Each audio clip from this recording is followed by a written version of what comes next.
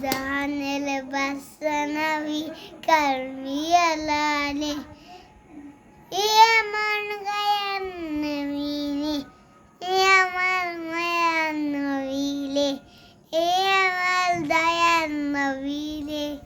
এ আমার ময়ান নবীলে জাহানের বাদশা নবী কালমি আলালে আদি পিতা আদম যতন মুসিবতে বরে মদিন নামের উসিলাতে আল্লাহ কবুল করে সাকারাতে তিসরাতে